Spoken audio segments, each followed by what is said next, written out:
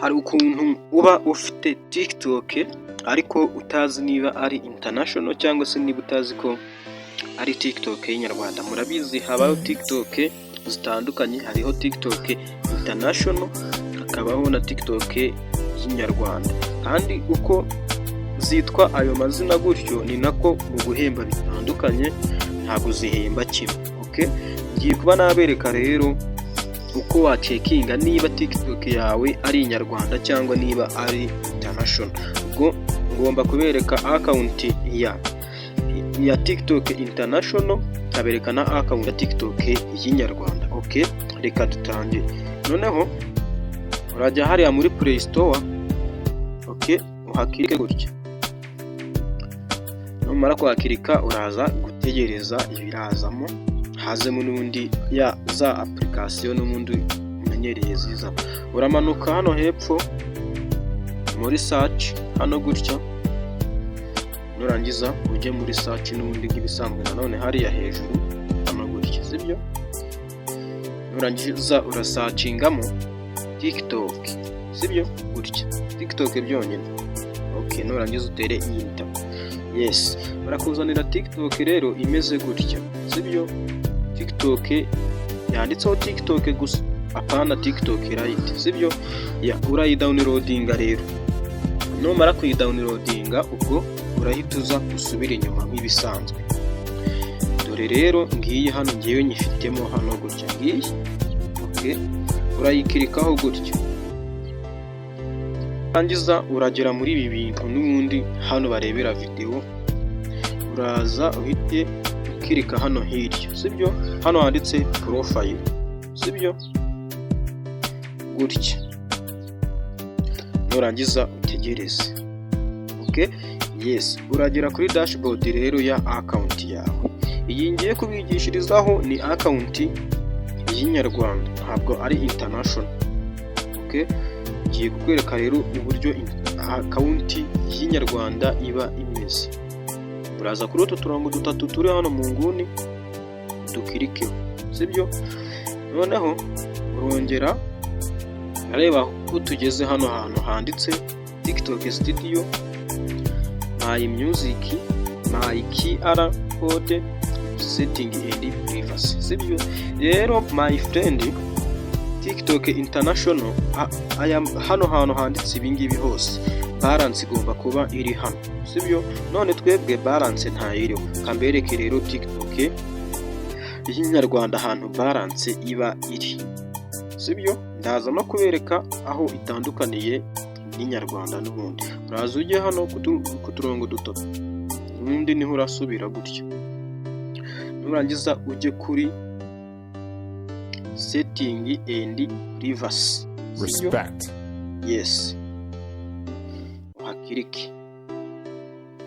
Nurangiza uri butegereze urerwa na connection. Okay, now. Okay. Noneho urareba ko balance ngiye hano. Nubwo bababesha ngo TikTok nyarwanda ngo ntihemba, wapi irahemba bro. Ya balance rero uyisanga hano, sibyo? Uyisanga hano. Ngiye kuba nabereka uko wacekinga noneho niba account yawe ari international. Tugiye kumanza dukore logout muri iyi ngiyi, sibyo? Gutya. Urakanda n'ubundi hano nk'ibisanzwe, nurangiza ujye kuri Setting and Privacy. Tumanuke hano hasi tujye kuri logout hano gutya. Urahakirika logout n'ubundi nk'ibisanzwe. Uraza gutegereza rero account yawe ibe yavamo, ubundi twinjizemo indi iri international. Noneho urareba ko TikTok yacu sigaye nta account n'imwe irimo, sibyo? Uraza n'ubundi nk'ibisanzwe, uraza ukirike hano kuri profile nk'ibisanzwe kugira ngo dushyiremo TikTok international, sibyo? Ndajya muri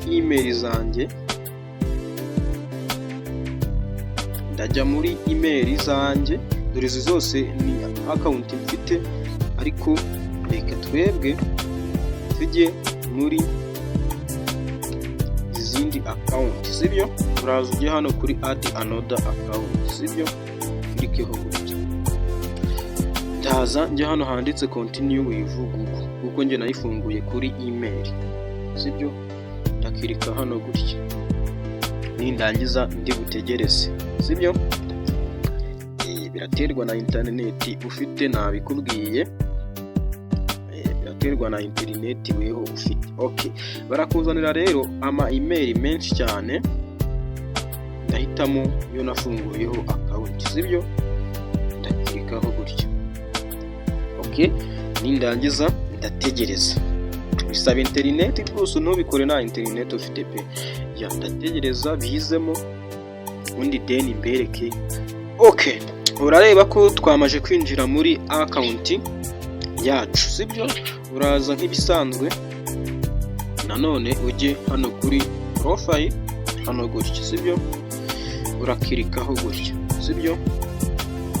Nurangiza utegereze nanone nk'ibisanzwe. Okay, twahageze rero kuri TikTok yacu international account, sibyo?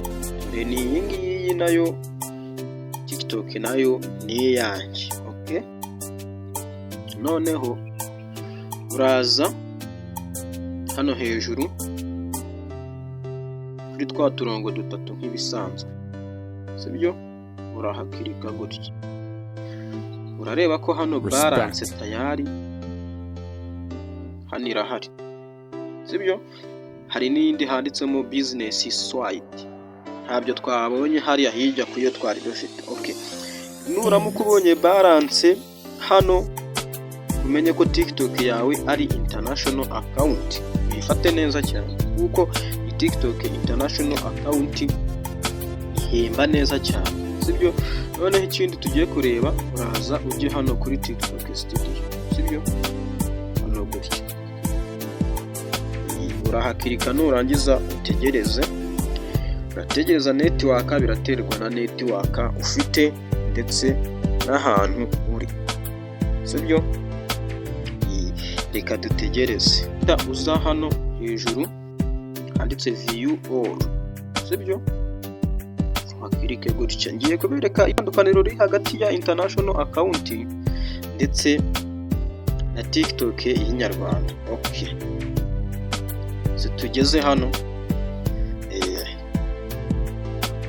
areba ko hano bari kukwereka ukuntu video zawe zirebwa, ndetse bari kukwereka niba zijya kuri for you, ndetse bari kukwereka ikintu cyose barabikwereka. Nk'ubu ngubu mu minsi 7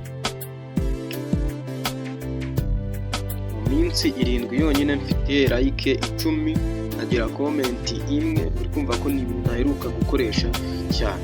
Turagaruka aha hirya nanone rero, sibyo? Hano handitse monetization, undi nicyo kintu cy'ibanze hano gutya, sibyo? Uraza uhita ujya hano handitse view all, sibyo? Kirike view all. Okay, urareba ko bahise banaduhingutsa kuri balance ya nyayo, sibyo? Ariko ntago ari ibingibi ngamije kubereka. Nutabona ibi bintu, dore akantu nshaka kubereka hano handitse work with artist, sibyo? Aha hantu niho hibanze, uhakorera amafaranga menshi cyane iyo ufite aba followers 1000 bonyine, sibyo? Amabereke neza work with artist, dore ngaha. Ahangaha nuramuka ubwo utabonyemo iri jambo work with artist, sibyo? Umenye ko TikTok yawe atari international account. Urabona ko ngiye bari no kunyereka ngo mu minsi 7 nta mafaranga na rimwe nigeze ninjiza. Kubera iki? Nta followers 1000 ndageza nkuko mwabibonye. Okay, noneho ubwo rero ku bantu nibazaga kuri ibi bintu, nizere ko usobanukiwe neza. Jya muri comment wandike icyifuzo cyawe, ndetse urayikinge iyi video, ndetse wisharinge ku bandi bantu igere kure. Ciao ku bantu twabanye muri iyi video.